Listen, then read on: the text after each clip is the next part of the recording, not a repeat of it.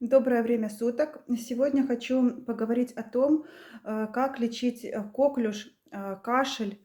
Ну, особенно это в первую очередь касается коклюша, который очень широко распространился, или кашель, который вот долго не проходит, тяжело лечится. Кашель у маленьких деток, хочется их как можно быстрее вылечить и облегчить их состояние. У меня было такое, что 4 деток, младшей было тогда 9 месяцев, одновременно заболели, коклюшем, и мне очень тяжело было их лечить. Но я тогда насобирала много информации, и сейчас хочу поделиться с вами. В первую очередь надо, чтобы был влажный, прохладный воздух. Очень хорошо прогуливаться с детьми возле водоемов, там, где в прохладное время суток. Сейчас зима, поэтому спокойно можно выходить на улицу зимой и как можно больше дышать таким свежим воздухом. Тогда быстрее наладится дыхание, если нет температуры, конечно. Если есть возможность найти, ветки свежей сосны, ели, очень хорошо поставить в комнату, где, спит ребенок или тот человек, который страдает кашлем. Из сосны, выходят фитонциды, обогащают воздух, полезные эфирные масла и, укрепляют силы организма в борьбе с заболеванием. Очень важно пить много жидкости, теплой жидкости, можно просто воду даже. Это уже будет большое подспорье для организма. Хорошо, если есть в доме небулайзер. Заправлять его можно обычной минеральной водой без газов, и чтобы ребенок даже с температурой можно, чтобы дышал вот этим влажным воздухом, который идет с небулайзера. Ам, Если есть назначение врача и подтвержденный диагноз коклюша, по симптоматике хотя бы, то можно короткий промежуток времени, который врач назначит давать такие сильные препараты, как синекот, добавлять беродуал в ингаляции. Особенно если есть воспаление легких, нам назначали. Но это должен быть минимальный курс, минимальное, количество, потому что у них большие побочные эффекты. Очень хорошо, если нет аллергии на травы, то заваривать и давать, липу, ромашку, зверобой, душицу, шалфей, мелиссу, иван-чай. Вот заменить любые чаи иван-чаем — это очень хорошо и полезно. Мать-и-мачеха, препараты давать с корнем солодки. Заваривать овес, вот, который не был обработан. У фермеров каких-то хороших его частные выращивают. Или можно на торговых площадках, например, на Wildberries, необработанный овес, прямо с шелухой покупать. Стакан овса на пару литров воды, проварить 40 минут и такой отвар давать пить. Он очень сильно тоже укрепляет иммунитет и помогает людям с разными заболеваниями. Ну вот, в случае с кашлем тоже будет очень хорошо. Если есть такая возможность, можно даже заранее заготавливать для укрепления организма сок калины, напополам перемешивать с медом, и чтобы он хранился в прохладном месте, и по столовой ложке на стакан теплой воды. Тоже это очень хорошо. Добавлять в чай лимон, либо можно лимон, помолоть и напополам с медом перемешать, и тоже добавлять в чай. Клюква. Бывает, используют сахар, там клюква с сахаром, малина с сахаром. Это тоже полезно, но у сахара есть побочные эффекты. Если нет аллергии на продукты пчеловодства, на мед, то лучше все-таки использовать мед.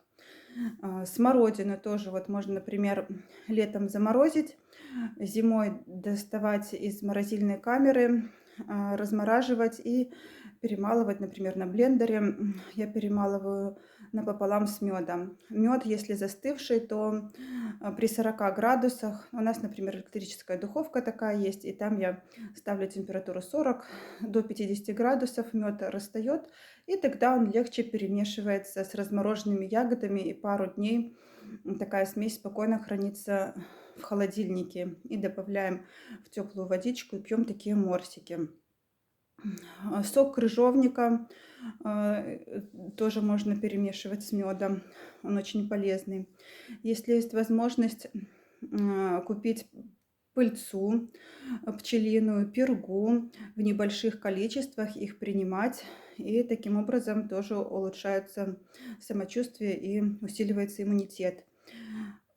Прополис и все его продукты. Есть прополис на водной основе. Если это прополис на спиртовой основе у вас, то его тоже можно давать деткам 2-3 капельки на 100 миллилитров воды тепленькой. Но просто взять в одном стаканчике сделать, перелить в пустой стаканчик, потом обратно в тот же. И так несколько раз, чтобы ушел спирт. И прополис свое полезное действие обязательно проявит. Если есть из хорошего серебра какие-то там столовые приборы, можно их добавлять в воду, и тоже будут ионы серебра. Продаются серебряная водичка, например, вот есть у компании НСП, я знаю, коллоидное серебро, у компании Сибирское здоровье. Ну вот то, что с серебром связано, оно тоже будет очень полезно и хорошо. Можно делать соленые марлевые повязки. На стакан воды пару столовых ложек соли, тонкую хлопчатобумажную ткань, либо марлю намочить, хорошенько отжать, практически высушить и на ночь прикладывать к телу, к грудной части, к спинной части, ну, слегка закрепить тоже марлей, чтобы не мешало спать. Но вот эта вот соль, она очень сильно помогает. Потом хорошо пить тысячелистник, тоже заваривать, и исландский мох. Но тысячелистник и исландский мох, они горькие, особенно исландский мох, но очень хорошо помогают в борьбе с кашлем. Поэтому хотя бы в маленьких количествах, чтобы и добавлять что-то сладкое, мед, например, чтобы можно было этот чай, отвар пить. Эм, По питанию хорошо ограничить употребление всего, что содержит сахар, муку высшего сорта, вот такую выпечку, чтобы не нагружать организм дополнительной работой. Хорошо есть что-то жидкое, например, нежирные супы. Картофель лучше в запеченном виде. Все, что крахмалистое, тоже желательно ограничить на период, пока вот не наладится дыхание и не улучшится состояние хотя бы немного. Очень полезна квашеная капуста. Там такие бактерии очень хорошие вырабатываются, которые улучшают микрофлору организма и повышают иммунитет. Запеченные яблоки можно и вообще сырые фрукты, овощи, салатики всякие. Это будет очень полезно. Есть такие ягоды, как голубика, черника, они не очень кислые, клубника.